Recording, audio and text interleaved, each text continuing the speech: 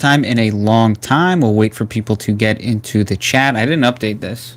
I didn't tell anyone I was doing this, so we'll see who joins.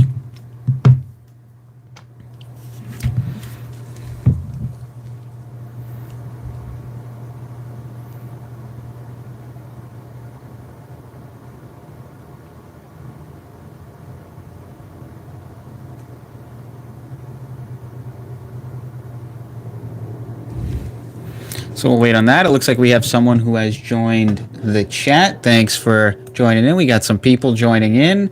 We'll wait and we'll start some topics. I haven't done a live video in a long time, probably since the beginning of this season, the 2020 season, this past season.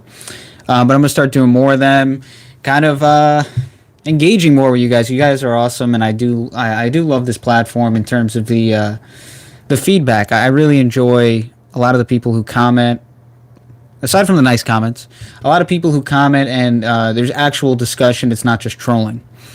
So I want to continue to do as many of these live streams as possible. Hopefully many times a week. We'll kind of figure that out moving forward. For those that have joined, I am on Telegram. I'm on Telegram, so I can kind of update you guys a little bit quicker. So if you want to find me on Telegram, Big Blue Unbiased on Telegram. I don't use Twitter anymore. I know some people have asked. Some people have asked me about Twitter. No, I'm done with that. Done with Twitter. Wasted too much time on Twitter. Wasted way too much time scrolling through Twitter, tweeting, and a lot of meaningless conversation, really.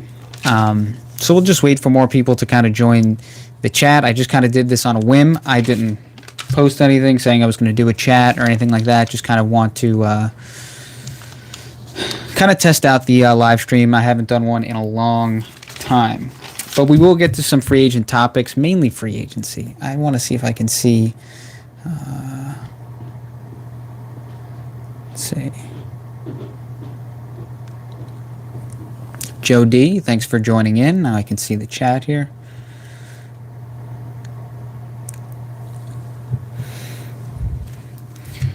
So essentially, just talk some free agent stuff. Some of the things that I've talked about in my videos recently, just kind of go through those topics. We'll talk about Kenny Golladay, Adoree Jackson. He's expected to visit the Giants. We'll talk about kind of Dave Gettleman, what he's trying to do here, what he's trying to accomplish, especially with the Giants defense. I wouldn't have expected them to spend big on the defensive side of the football after what we saw last season. Last season, they pieced it together. Patrick Graham's a good defensive coordinator. You look at their defensive EPA, expected points added. They were 9th in the league, and that's without Zimenez Carter. They traded Golden. I mean, Zimenez Carter barely played. Golden was traded. They were missing some legitimate pieces when it came to their pass rush. They were top 10 in terms of pressure percentage, and they were still able to be one of the better defenses in the NFL. That's with Nico Lalos and Kyler Fackrell playing a good amount of snaps. Like I said, missing a lot of their premier edge rushers for most of the season. And they were still able to get after the quarterback, and they were still able to be a very good defense. Top 10 again in expected points added, EPA. And they were 14th in pass defense EPA. They were 14th in that category, which was an improvement on 27th the year before. So they improved in their secondary. Bradbury being a great addition. Logan Ryan, I don't know why I was forgetting his name. Logan Ryan, now they have Xavier McKinney, started to play towards the end of the season after being injured. Their secondary is on the rise after, again, a tough 2019 season where they were just essentially rebuilding. They're on the rise, and they had a really good season last year. When it came to their pass defense, they really performed well and really improved, and that had a lot to do with James Bradbury. And you got to give credit, Patrick Graham. He pieced that thing together. Like I said, missing many of their starting edge rushers either via trade because of trading Marcus Golden or having injuries to Carter and Zimenez. So I'll kind of start here quickly with Golladay. I did a video about Golladay yesterday, a couple days before that as well. He gone? Did he sign or something? Someone said he gone. He met with the Giants today, and according to Ian Rappaport, that went well. So Kenny Galladay and the Giants, they have mutual interest, and according to Rappaport, that meeting went well.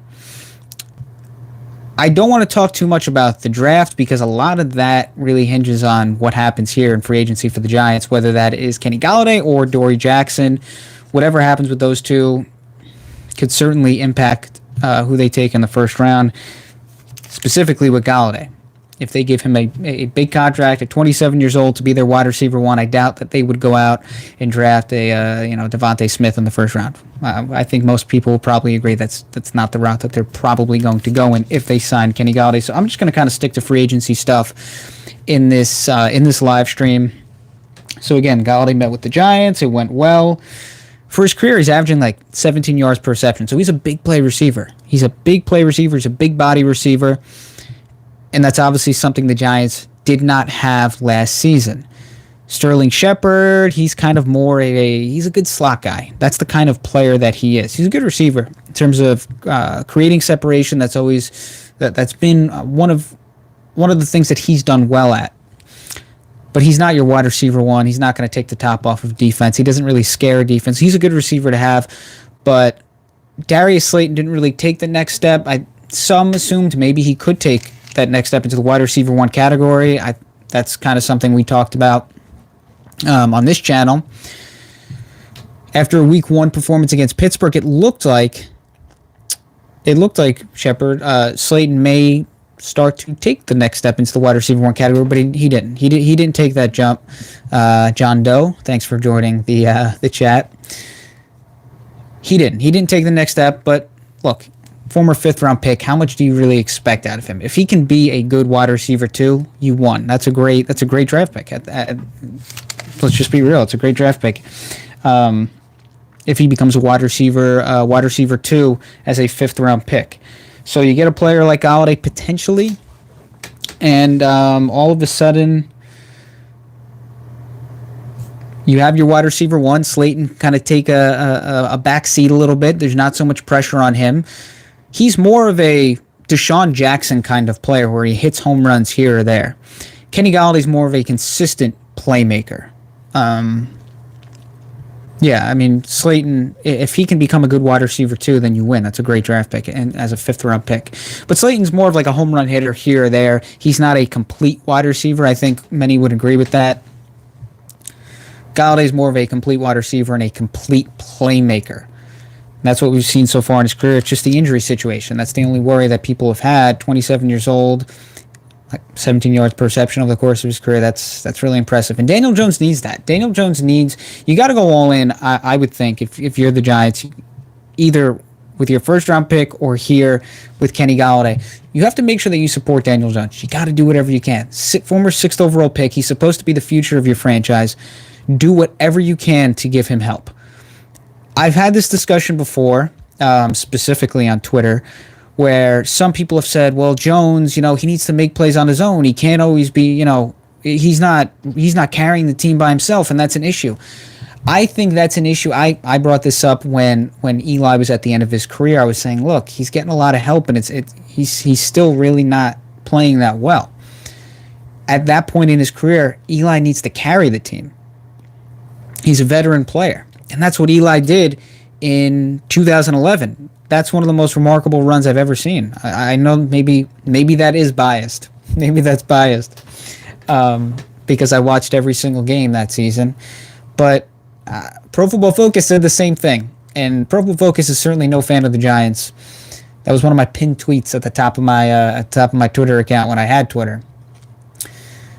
So Eli's 2011 season, he carried that team. You're talking about they were 32nd ranked rush offense. They were the 27th ranked defense. They were not really a great team. When you look at their roster, they didn't perform very well, and they won a Super Bowl. And that had basically everything to do with Eli. Very few, you don't really see it too often where a quarterback just completely carries a team to a championship. That's one of those cases where if Eli wasn't their quarterback, I don't know, that might be like a 4-win team. And I guess you could maybe say that in some situations. If you have an Aaron Rodgers or Tom Brady or that, okay. But remarkable performance by Eli. But my point is, younger quarterbacks, like they did with Eli, they gave Eli a lot of weapons early on in his career. Plaxico, they had Shockey, they had Tiki, Amani Toomer. They spent a second-round pick on Steve Smith. They had some weapons. The Giants had some weapons in those early Eli years. They definitely weren't cheap. They definitely surrounded him with good football players, even if players like Tiki and Shockey were there before Eli, and Amani Toomer as well. But the Plaxico signing, Steve Smith, they surrounded Eli with really good talent on the offensive side of the football early on in his career, and a good offensive line. That offensive line stayed together for many years and performed very, very well.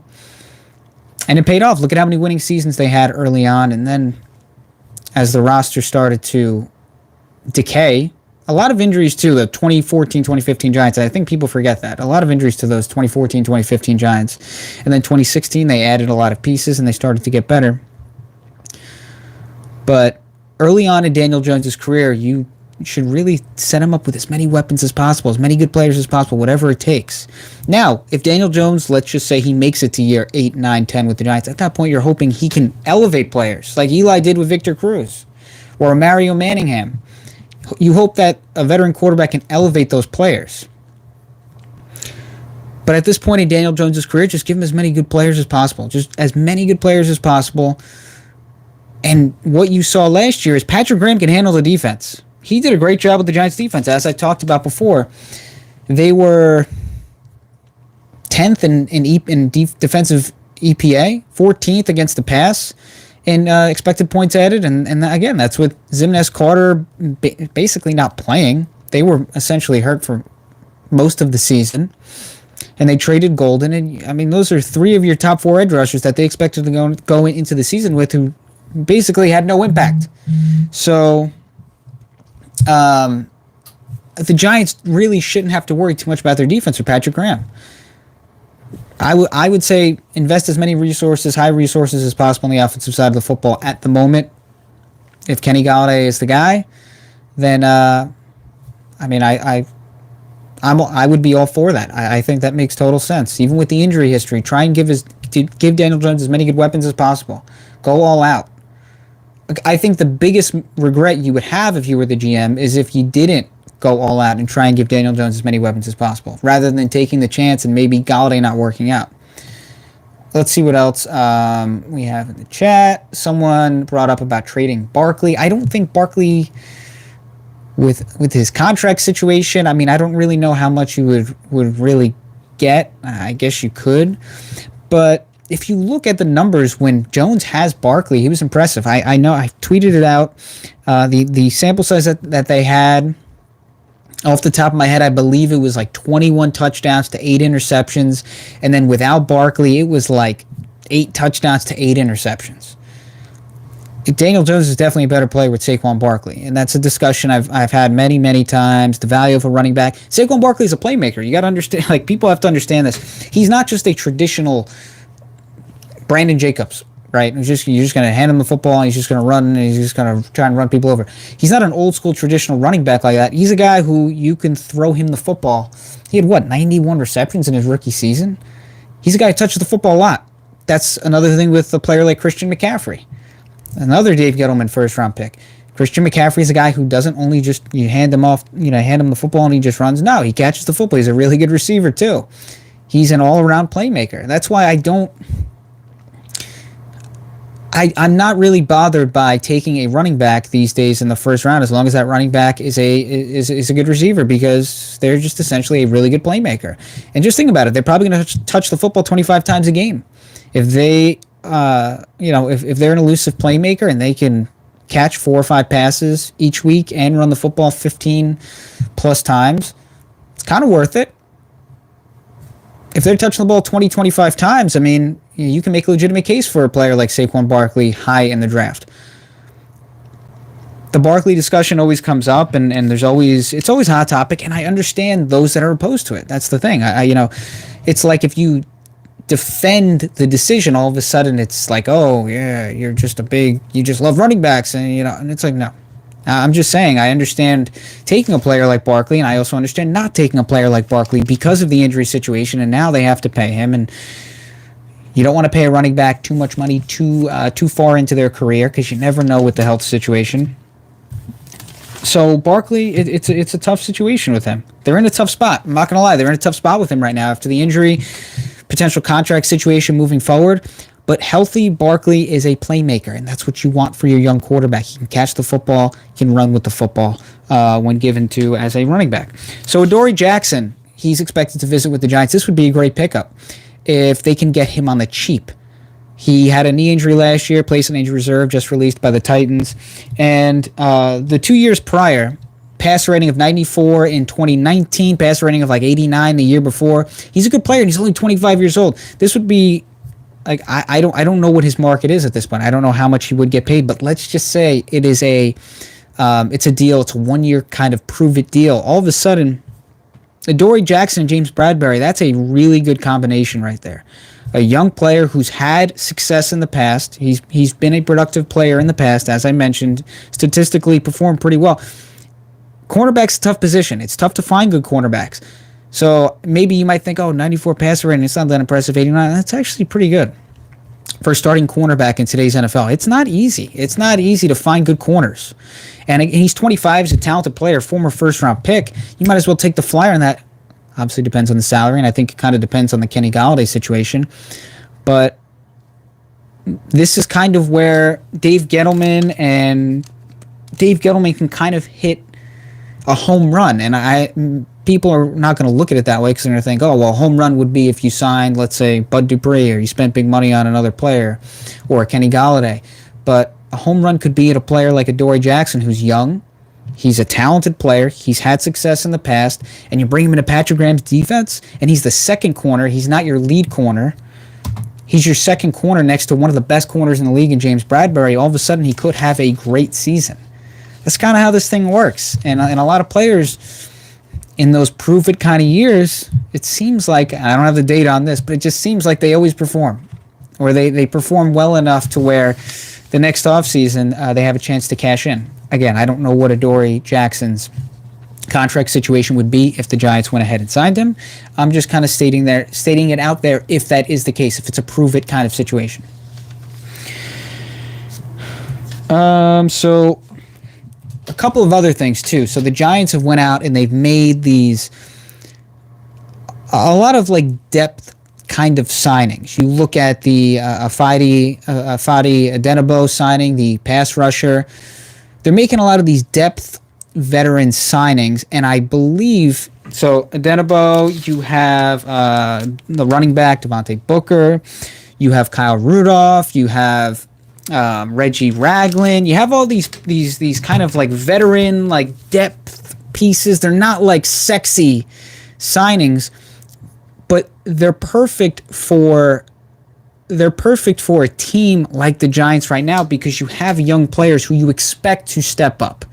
You're now getting into year 3 or 4 of these Gettleman draft picks. You're getting into year 3 of Zimenez, year 4 of Carter, B.J. Hill, year 4.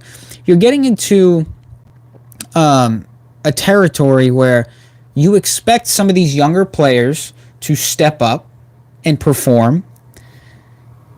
Thanks, John Doe. Appreciate that. You expect these younger players to step up and perform, but just in case they don't, you have a veteran backup. You have a veteran plan. Let's say a Tate Crowder doesn't take the next step, but you have Reggie Ragland, and he can kind of step up. Or a Fadi Adenabo, he could step up if one of their edge rushers, Zimenez, Carter, maybe they don't perform as well. Maybe they're not fully healthy after their injuries and they're not ready to step. At least you have that. Let's say Saquon Barkley, he's not ready to go. He's not the same player. I think he'll be fine because he's a freak athlete, but let's just say you have a player like Devontae Booker who's proven it. And we also have seen Barkley have trouble pass protecting. He has had trouble pass protecting. Now, I still think he's an every down running back. I think the argument, Tiki Barber made that argument that he's not an every down running back because he can't. That's stupid. Okay, the guy's a playmaker. You want him on the field as often as possible. If his downside is that he doesn't pass block as well as you would like, I'll take that. Okay, he's a playmaker in a sport where you need playmakers. This is a day and age where you need playmakers. It's not just about running the football 40 times a game. Barkley, he makes defenders miss. He's an explosive player. What did he lead the league in yards from scrimmage as a rookie? Or right up there? I'm not taking him off the field. I don't care. Some people don't like that, and there's more of an old school thinking you need to be a good pass. I get it. But he's a special talent. I'm keeping him on the field as often as possible. But again, you see a lot of these veteran signings that they have, and I think that they are just in case some of the younger players don't step up and perform well. I think that's kind of why they're doing these moves. A lot of them are not sexy moves. They're not, but they could prove to be big. And this is something I talked about in the Mike Glennon video about Colt McCoy. Colt McCoy, when they signed him, some people thought they even paid too much money for him. But you signed Colt McCoy for maybe one game if you need him. You don't sign him for 16 games. You know he's not going to perform over the course of 16 games, but look what he did against Seattle. He gave them one good game, and that's what they needed. Okay, that's what they needed. They needed one good game, and he gave them that one good game. Now, it wasn't great, but it was good enough for them to win a football game on the road against a good football team. So a lot of these signings are going to be like that. If Reggie Ragland can put together a 3 to 4 game stretch, let's say Blake Martinez can't play for a couple weeks, or Tay Crowder gets hurt, and Reggie Ragland can step in for 2 or 3 games and be average, the signing pays off. Mike Glennon, let's say Daniel Jones can't go for 2 weeks, and Mike Glennon can step in and be average for 2 games, and the Giants win one of those 2 games. The signing works out. Kyle Rudolph, I think that's a really, really good move. Personally, I'm at the point I've seen enough from Evan Ingram. I don't know how they can trust him. The big drop against Philadelphia is one, but 11 drops last season. And I mentioned this in the Rudolph video I did, what was it, yesterday? He has 1 drop, Kyle Rudolph, in 3 seasons. 167 targets, 1 drop. So he's obviously someone you can trust. And you need Daniel Jones to have someone that he can trust, especially in the red zone. So this is another thing. I've been talking about for a couple of years now, Evan Ingram's not a tight end. Now, at this point, I don't even know if he's a guy I would want on my roster. I like trading players at their highest value, but he's a guy I would get rid of because I couldn't trust him. I wouldn't be able to trust him in a big game. Tips too many passes into the air for interceptions, drops, this and that. I don't want any part of that. He's a talented player. But after last season, I wouldn't want any part of Evan Ingram because I think it's all in his head at this point. So you look at a tight end generally as someone who you can trust in the red zone, but Evan Ingram, I believe, had 1 touchdown reception last year. That's your tight end? And he played. It's not like he didn't play. You got selected to the Pro Bowl, which 55 passer rating when targeted. I don't know how he got there, but and I'm not trying to beat up on Evan Ingram, but look, the facts are the facts, and at the end of the day, he's not a tight end. He's not a tight end. 1 touchdown reception, that's not good enough. That's not good enough. If I'm a quarterback, I need a guy I can trust in the red zone at the tight end position, and that's not a guy you can trust. Kyle Rudolph is. He is. He's a veteran player. He's kind of like a younger version, I feel like, of Jason Witten. If the Giants had that's what he kind of reminds me of. In his prime, wasn't as good as Jason Witten, but he just reminds me of like a younger version of Jason Witten. I think he's someone you can trust. Pro Football Focus thinks he can block well. I don't like their player grades because it's all subjective, but they think he can block well. He's more of a traditional all-around tight end, and I think the Giants needed that. Caden Smith last year, you didn't really see too much of him. Levine Toilolo, didn't see too much of him. Yeah, the fumbles, Evan Ingram had more fumbles than touchdowns. He's just not a guy I would be able to trust, even at like a backup role. Last year was supposed to be his year that he would take off, especially considering their receiving unit really wasn't great. Had some injuries and just didn't perform, and he didn't. He hurt the Giants. I think if they didn't have Evan Ingram, they would have been better. They would have been a better team. Might have been in the playoffs. So that's basically that. If there's anyone that has any specific questions, I've been talking for like 25 minutes. Thank you for joining the chat. I really do appreciate it. We're going to do more of these, and I'm going to update people when I do it. I kind of just did this on a whim. I just signed in. I'm like, you know what? I want to do one of these live chats because I haven't done one in a long time. Follow me on, if you guys could, if you have Telegram, follow me on Telegram, Big Blue Unbiased. Also on Instagram. Big Blue Unbiased. Idea World. Did we get it? 11. I don't actually want to talk about the draft right now because I don't know. It depends on what happens in free agency. It depends what happens with Kenny Golladay here. They could go maybe Patrick Surtain. They could go Devontae Smith. I don't know. If Kyle Pitts is there, I don't know. I know that sounds a little bit crazy after they sign Kyle Rudolph, but you never know. I mean, maybe they trade Evan Ingram. I know that they like Evan Ingram. From everything that I've seen, they like him. But any news on Kenny Golladay? Apparently, he had met with the Giants today, and he left the building. And according to Ian Rappaport, it went well. So that's good news. That's good news for the Giants. Look, like I said, if I were the GM, I would rather take the chance on Kenny Golladay, and let's say it doesn't work out, injuries or he doesn't perform. I would rather that than regret that I didn't get a wide receiver 1 for my franchise quarterback. I can trust Patrick Graham. Personally, Patrick Graham, what he did with last year's team, with like Nico Lalos and Kyler Fackrell, and without many of his main edge rushers and the DeAndre Baker thing, and I don't think DeAndre Baker was great by any means, but you lose your starting corner, your cornerback 2, and you're playing Ryan Lewis. You have a rookie in Darnay Holmes who played pretty well, but he's given more action than maybe they would have expected. Isaac Yiadom, they have to make a trade right before the start of the season for Yiadom. I mean, they pieced it together. Xavier McKinney was hurt for most of the season. Amazing. I'm really impressed with what they did last year. So, again, top 10 in defensive EPA. 14th in pass defense EPA, 10th in pressure percentage. So, if I'm Gettleman, I'm going all out trying to get either a Kenny Golladay, and if you can't, then I think you would have to spend a first-round pick on a wide receiver. Because you have to make sure that your quarterback gets a potential star playmaker. You have to do it. Because this is kind of the make or break year for Daniel Jones. If he doesn't play well, that's it. Let's see if we have any more questions. Dalvin Tomlinson, 2-year, 22. Dalvin Tomlinson, good player. Good player. But again, I think the Giants, with what they have, they didn't need to bring back Dalvin Tomlinson. They didn't need to. It's as simple as that. You have B.J. Hill who can step up. I think they expect more. I think you expect more from Dexter Lawrence going into this season. Going into his 3rd season, you expect him to maybe get a little better. Leonard Williams was a beast last year. Absolute beast. So you have Lawrence, you have Williams, B.J. Hill. Still a decent player. And I think people kind of forget that. Still a good player. Maybe they want to go out and spend a 3rd-round pick on an interior defensive lineman, a cheaper player who can do things that are similar to Dalvin Tomlinson. I like Dalvin Tomlinson. He's not a dominant player, though. I think he's replaceable. Yeah, make or break season for Jones and for Barkley. Yeah. I mean, look, Barkley has to stay healthy. He has to perform.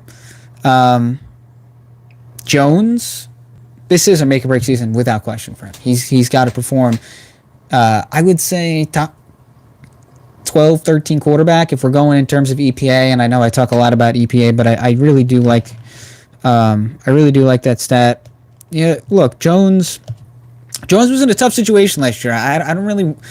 There's definitely an area to criticize him last year. Of course, at the end of the day, look, you got to play. You got to play well. Got to play well. It's up to you as a player to play well. But at the same time, he wasn't helped out. That offensive line was bad for most of the season. And you lose Barkley, who is not just a running back. He's a playmaker. He's a playmaker. He's not just a running back. There is a difference. He's a guy who, like I said, his rookie year caught 91 passes. So you lose him.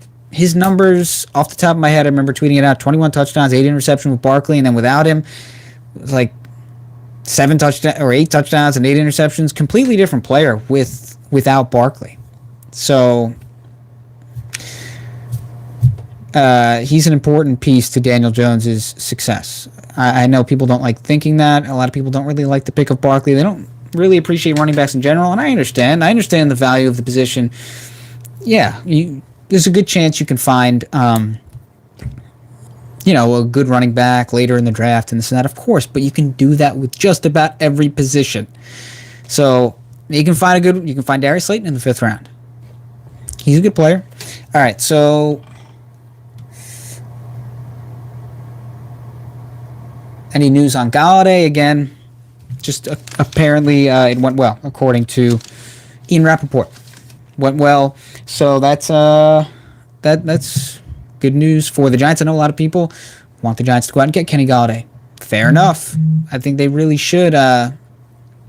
Like I said, you take a chance and you give your young quarterback a playmaker, whether that's in the 1st round or whether that's with a big-time contract. If I'm Dave Gettleman, this is obviously a make-or-break year for him as well. Like I said, I would be able to trust Patrick Graham to piece things together. But I don't, at this point, I wouldn't be able to trust Daniel Jones to piece things together. You got to give him players. I think someone mentioned, too, the offensive line situation, something about right tackle. Let's see. Yeah, if you guys can like this chat, that would be awesome. If you guys can like this video, that'd be awesome. Right tackle situation, obviously, at the Giants, I think they would hope Matt Parrott is ready to go and start at right tackle, but you have Nate Solder if that doesn't work out. And I kind of mentioned this, and it may be stupid. I don't know. But maybe Nate Solder is an option if they need him at guard. I know that sounds kind of stupid. It sounds like Madden. It might be Madden. I don't know. But Nate Solder, and look, we've seen that Joe Judge likes to mix things up with the offensive line. He likes versatility. He talks about the peg and the square hole peg, whatever it is. He likes versatile players. So if Nate Solder doesn't have too many options at this point, he's getting a little bit older. They just reworked his contract. If Joe Judge says, hey, take some snaps at guard, you never know. Again, versatility. They like moving things around on the offensive line. I think Shane Lemieux had a nice rookie season, considering, again, limited offseason because of the COVID situation. And I think that needs to be taken into account. That could have something to do with Andrew Thomas's rough start.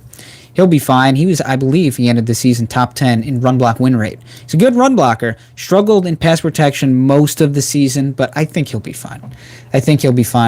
It's tough. And a new offense for Jones and everybody without basically an offseason, I think that needs to be taken into account. I know people don't want to hear that excuse, especially in the age of Twitter. Everything needs to happen now, right? You gotta win right now, and you gotta be amazing, right? That doesn't always happen. You had Jones step in, new offense in year 2, and you basically had no offseason. It was a very limited offseason. It's tough. Look, you don't want to. It's tough to make excuses, but at the same time, it's got to be realistic. We'll see. We'll see in year 3 and year 2 for some of the Giants rookies from last season if they take the next step. It's a process, right? I think Gettleman at one time said it all depends on how the pups come along or something like that. He's right. That's why I think you're seeing a lot of free agent signings, a lot of veteran depth piece signings here, because if the pups don't come along, at least you have someone to step up and they have some experience to step in for a couple of games and play well. Also, Cullen Gillespie, the fullback, 89 speed in Madden. So maybe he's just not a traditional fullback. I think maybe he can add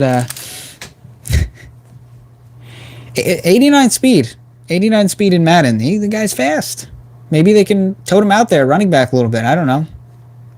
Never really talked too much about fullbacks, but, got to give him some respect. It's a tough job. And that's kind of what I talk about, too, with offensive linemen, and why I was very hesitant. I was probably one of the only people who thought Andrew Thomas shouldn't have started at left tackle to start the season, because it's not a glamour position. It's not a glamour position, the offensive line. So when you mess up, everybody sees it, and it's tough to. If you give up 2 sacks in a game, you give up 2 sacks and it looks bad. You may have had a pancake block at some other point in the game, but they're going to remember the 2 sacks and say, wow, you gave up 2 sacks. That was terrible. It's a terrible game. It's not like, wide receiver or tight end where you can drop a ton of passes, but if you catch 10 touchdowns and 75 passes and people go, oh, okay, you had a good season. And they might not forget about it, but they kind of overlook it. One example I used too was Chase Young. Let's say Chase Young, or any player, any rookie, any player let's say they're terrible against the run, but they have 10 sacks. At the end of the day, they're going, wow, 10 sacks, impressive season. The offensive line's really not like that. It's not a glamour position. So when you mess up, everybody sees it. And, you know, if you give up 2 sacks, that's a bad game. Or you give up a couple pressures, it's not a good game. For the most part, that's usually not how it works. So that's how it goes in the offensive line. It's just one of those positions. And that's why I thought that they should have started someone else at left tackle, even Cam Fleming. I know that's not a popular thing to say, but just to protect him as a rookie, a limited offseason, he's the 4th overall pick. There's a lot of pressure, a lot of expectations. So yeah, Galladay visited with the Giants. Adoree Jackson, I think that would be a great signing for the Giants, depending on the contract, obviously. But 25 years old, passer rating allowed of 94 in 2019, of 89 the year before. Knee injury last season. He's a young player, former first-round pick, talented. It's tough to find good corners. It's tough. It's tough to find good corners, even if you took one in the first round. Obviously, we saw with DeAndre Baker, he had a rough rookie season for the most part. Performed a little bit better at the end, but for the most part had a rough rookie season. It's not an easy position. But Adoree Jackson would have the protection of James Bradbury. Jackson wouldn't be looked at as the cornerback one. And Logan Ryan's back there. I forgot Jabril Peppers. I can't believe I didn't even mention him before when I was talking about the Giants secondary. But you have Logan Ryan back there. Jabril Peppers had a great season as well. Xavier McKinney, looks like a full season for him as long as he stays out, as long as he's ready to go to start the season. It looks like it'll be his first full season. Obviously dealt with an injury last year for most of the season. But as I said, Patrick Graham, you can trust him. I think you can trust him after what you saw last season. And that is with a bad offense. Think about that as well. I mean, you're talking about a Giants offense that did not perform well. So it puts a little bit more pressure on the Giants defense. It does. And they still played well. Really well. So I think they'll be fine. Just all about Jones and the Giants offense. Go out and get him a wide receiver 1. Wherever that is, you got to do it. And if Dave Gettleman doesn't come away this offseason with a wide receiver 1, a high-level asset, whether that's Galladay or that's a first-round wide receiver, it could be very rough. Could be a rough season. I mean, unless, let's say, they go out in the second round or something like that, or they make a trade. We'll see. I mean, I don't like being so absolute. I like to add context and let things play out and be patient.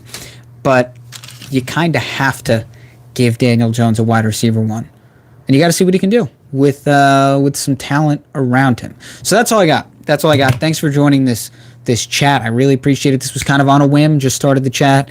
Again, follow me on Telegram and on Instagram. Big Blue Unbiased. Would really appreciate that. I'll give updates, and I might even do a video after this and post it. So thanks again.